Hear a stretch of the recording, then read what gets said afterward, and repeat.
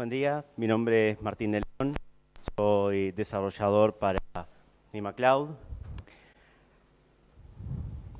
Y bueno, como saben, la charla de hoy va a hablar de Big Data y de cómo, digamos, de cómo Salesforce trabaja con Big Data. Este señor, Larry Ellison, es el CEO de Oracle. Hace unos años, unos cuantos, dijo esta frase. Básicamente dice que la industria de la informática es la única industria que tiene más moda que la industria de la moda. Si usted, o sea, no sé, supongo que todos se darán cuenta un poco que cada cierto tiempo surge un lenguaje nuevo, un framework nuevo, un paradigma nuevo, y es como que estamos todos tipo, hay que usar esto porque es lo último, porque si no, no existís, porque no sé qué, porque es lo que se viene, porque bla, bla, bla. Bueno, Big Data es uno de esos términos que uno escucha a cada rato y que de repente no tiene mucha idea de lo que es, y a veces vas a Wikipedia o a cualquier recurso y salís más confundido de lo que estabas antes, ¿no?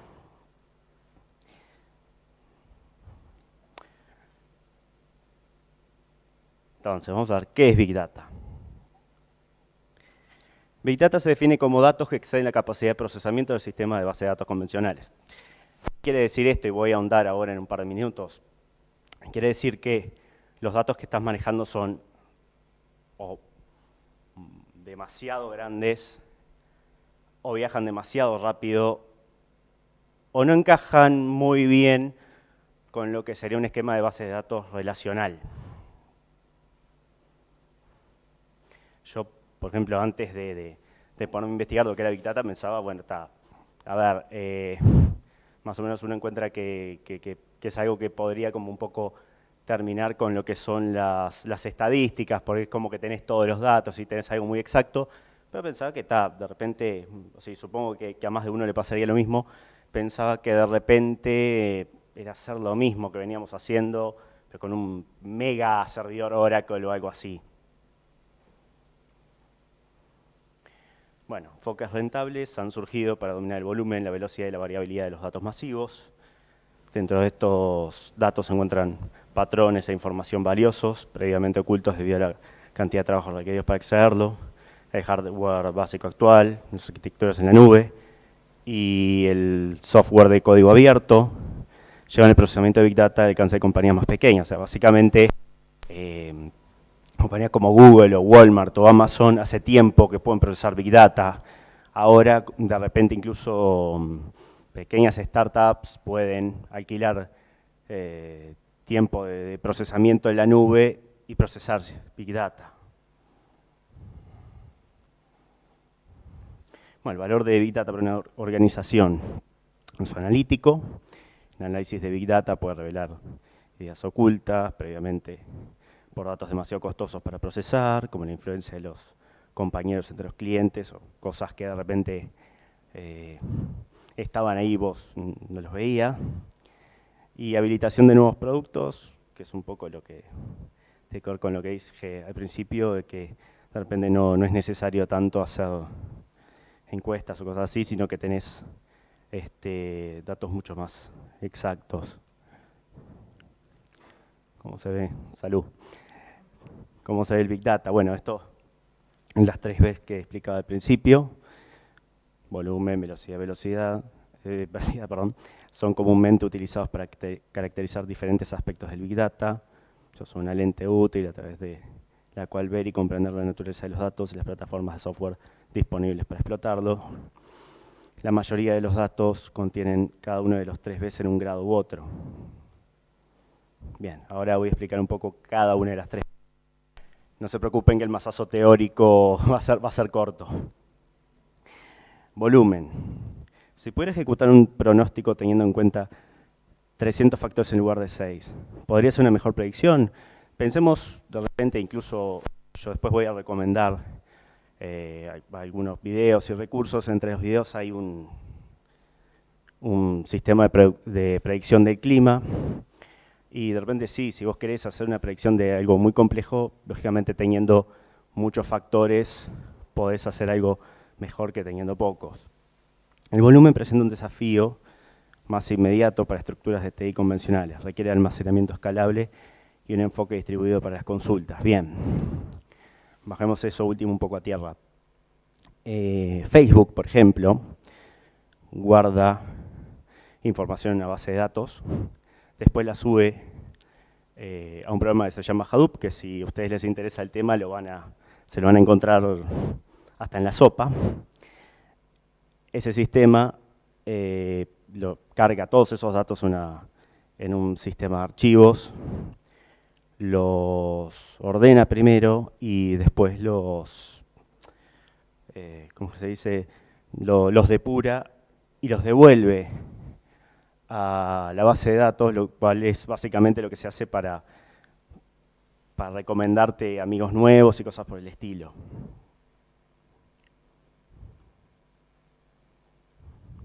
Bien, Internet y la era de los dispositivos móviles significan que la forma en que distribuimos y consumimos productos y servicios está cada vez más instrumentada, lo que genera un flujo de datos hacia el proveedor. El problema no es solo la velocidad de datos entrantes, es posible hacer streaming de datos que se mueven rápidamente al almacenamiento masivo para su posterior procesamiento por lotes, por ejemplo.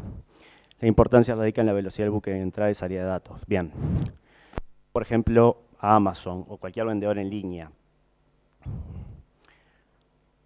Esta gente toma un montón de datos de los usuarios, de en qué hacen clic, de qué compran, de qué ven, qué ignoran, los procesan y a su vez recomiendan al usuario nuevas compras, lo cual analizan el comportamiento del usuario, lo cual genera un bucle de retroalimentación. Toman datos, procesan, ellos generan datos nuevos, ven cómo el usuario interactúa y vuelve a empezar. Si una compañía, en este sentido Amazon, hace eso de modo muy eficiente, no solo procesar lo que entra, sino devolver datos y volver a tomar datos, eso le da una ventaja competitiva muy grande.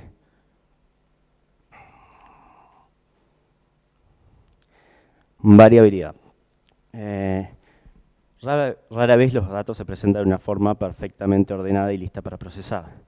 Un tema común en los sistemas de Big Data es que la fuente de los datos son diversos y no caen en estructuras relacionales limpias.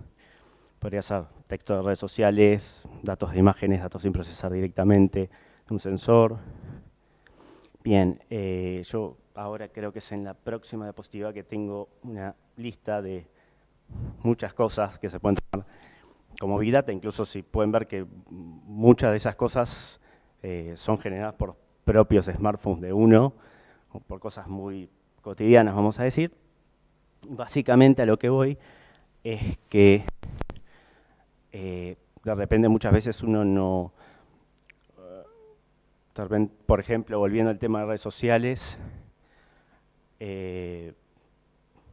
muchas veces esa información entra mejor en una base de datos de tipo Neo4j, por ejemplo, que es una base de datos que maneja grafos, ya sé lo que sería, no sé, un árbol o cosas por el estilo que uno ve en la facultad,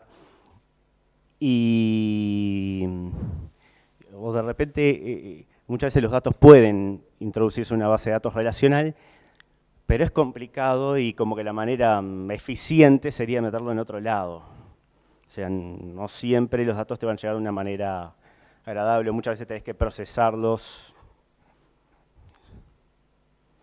Bueno, conclusiones de esta primera parte, ya termino con lo que sería Big Data. Big Data es demasiado voluminoso, demasiado rápido y o demasiado variable para poder analizarlo con herramientas convencionales. El abaratamiento de hardware, la nube y el software libre ponen el Big Data al alcance de más y más compañías. Se debe guardar la mayor cantidad de datos posibles, pero no todos los datos recopilados se pueden procesar. Por ejemplo,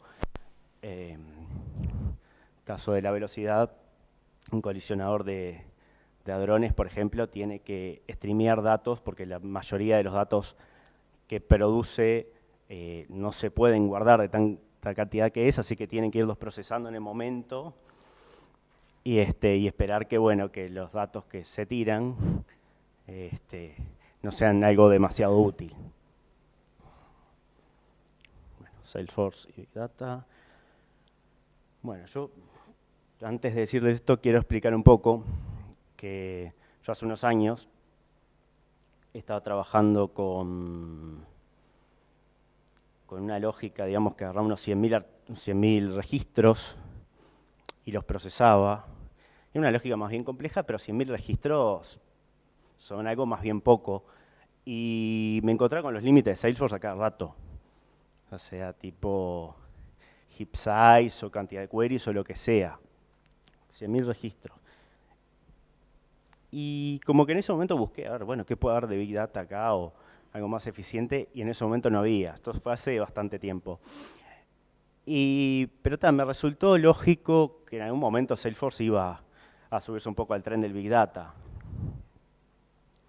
Y bueno, para eso, una de las cosas que creo son los Big Objects. Los Big Objects son similares a los objetos comunes, digamos, son --B en lugar de --C de los customs. Permiten manejar hasta 1.000 millones de registros. Pueden haber, digamos, estándar como el Field History Archive, o pueden ser generados por uno. Esto lo voy a mostrar una vez más. Para definir un objeto custom, creas un archivo, que de hecho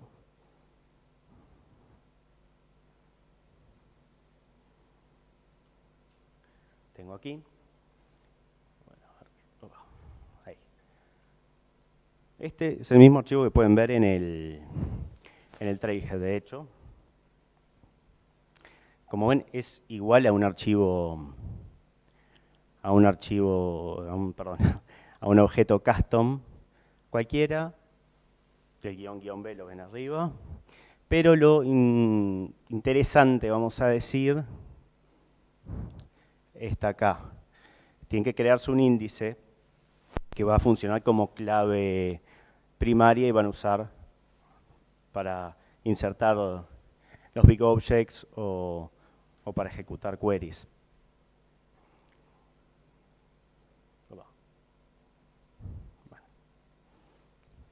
Si ustedes van y hacen el trailhead, va a decir que además tienen que subir un permission set. Eso era antes. Ahora pueden crear un permission set después de que subieron el Big Object y asignar permisos perfectamente. Bien, vamos a ver qué más tenemos aquí. Bueno,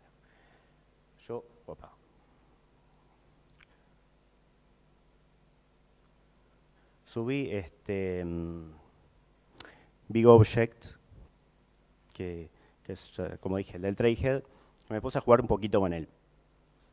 Una de las primeras cosas que van a notar es que no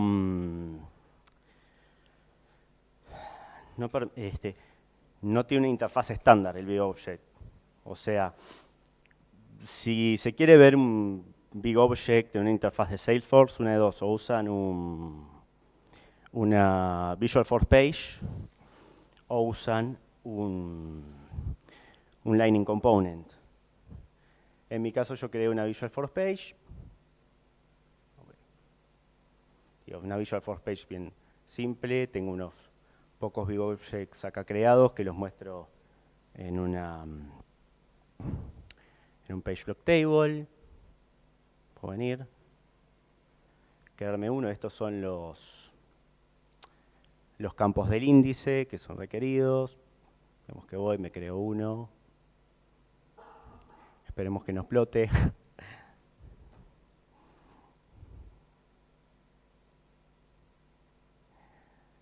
Y es este de acá.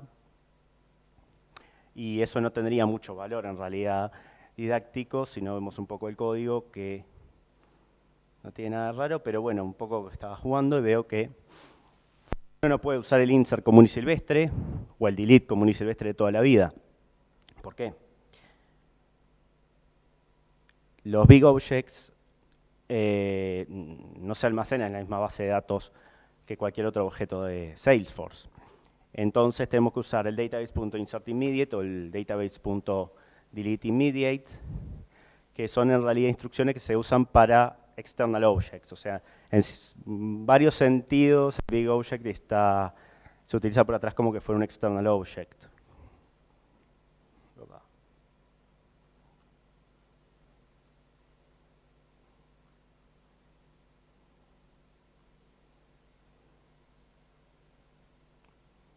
Digo, lo mismo puedo agarrar, puedo borrarlo perfectamente. Y acá, bueno, existen dos tipos de query para este objeto. Uno puede usar la query común y silvestre, la SOQL. Se tiene que incluir el índice sí o sí, e incluso se tiene que incluir en el orden exacto. O sea, cuando uno crea el índice pone objeto index 1, index 2, index 3. Y el tema con la SOQL query es que es una SOQL query, o sea, uno no puede hacer una query de 1000 millones de registros. O sea, si uno quiere los resultados en el momento, o en realidad busca que solo un par de registros, no hay problema. Puede usar una SOQL query. Si uno necesita algo más potente, usa una async SOQL query.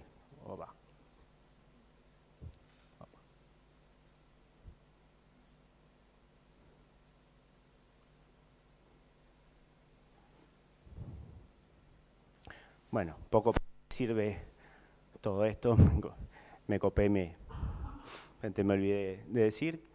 Uno de repente podría, de repente uno puede generar, no sé, caso de Elena, de repente estuvo recién, podría querer guardar un montón de donaciones y de repente esas donaciones no, o sea, con objetos convencionales no las puedes guardar así nomás, tendrías que contratar un servicio externo, external objects, pagar plata, o podrías usar big objects y tener todo en Salesforce.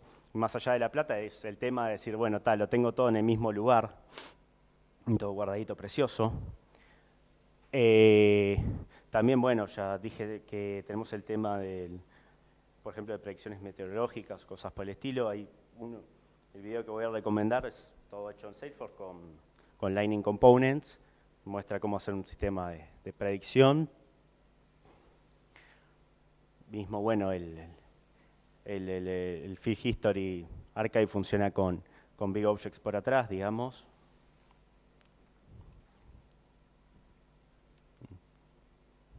Esto es, bueno, básicamente lo que expliqué hace un rato. Esto sería un ejemplo de una async query. Básicamente tienen que usar la REST API o pueden usar incluso Workbench para ejecutar una async query. El tema con la async query es que, digamos, a mí un poco me hace acordar lo que sería un batch job. Es algo que se ejecuta, utiliza un Apache Hadoop por atrás y recuerdan Hadoop, hasta en la sopa, Facebook. Básicamente eso lo que hace es distribuir la información en varios servidores, hacer todo el proceso de juntarla y lo que digo es que, bueno, esto nos va a devolver algo de este estilo con un Job ID que pueden consultar para saber si falló, si está corriendo, si ya corrió, tener los resultados. Muy parecido a lo que es un batch job, por eso. Limitaciones de los big objects. Por ahora unas cuantas. Solo permiten permisos de objetos y campos. Se tiene que usar la metadata API ya sea para crear el objeto o para editarlo. Ahora los objetos se pueden borrar, pero no se pueden borrar campos individuales. En caso de querer hacer eso, hay que abrir un caso con Salesforce. Las consultas de relaciones SOQL se basan en un campo de búsqueda. Presento un big object a un objeto estándar o custom en la lista de selección de campos, sino en filtros, ni se pueden hacer subconsultas. Bueno, los Big Objects no admiten una interfaz de usuario estándar, es lo que yo venía diciendo respecto a que tuve que crear una Visual Force Page para que esto, para poder ver algo de esto. Se pueden crear hasta 100 Big Objects por organización y los límites son parecidos a los campos son parecidos a los de los objetos custom y dependen un poco del tipo de licencia que tengan. Los Big Objects no admiten transacciones que incluyen Big Objects, objetos estándar y objetos personalizados. Probablemente los desarrolladores, más que nada, hayan encontrado un error que es mixedML, algo de eso, cuando uno quiere insertar un custom object y un usuario, por ejemplo, enseguida. Básicamente Salesforce trata de juntar todo en la misma transacción. Esto es lo mismo. Uno no puede poner en la misma transacción un Big Object y otro objeto. Tenés que poner el Big Object primero y después lo otro, o viceversa, pero no todo junto. Los Big Objects, bueno, eso. Los Big Objects no pueden usar triggers, ni flows, ni procesos, ni cuando dice aplicación de Salesforce, o sea, Salesforce One.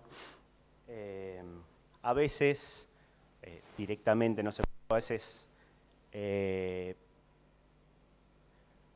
caso creo que era de los flujos por atrás, utiliza alguna cosa que está soportada, entonces es como que la limitación es más bien indirecta. Bueno, les dejo ahora el tema de recursos. La primera parte de la presentación que habla de Big Data se basa un poco en el libro Big Data Now de O'Reilly.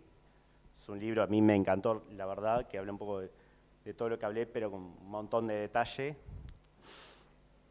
Por supuesto, el trailhead de Salesforce de Big Objects. Después hay una playlist que tiene un montón de videos que voy a poner públicos ahora nomás. Y que tiene, por ejemplo, el video como unas 5 veces. El video tiene algunos videos de la Dreamforce que son muy interesantes. Pueden estar un poquito desactualizados. Algunas de las limitaciones que se mencionan ya no corren, por suerte.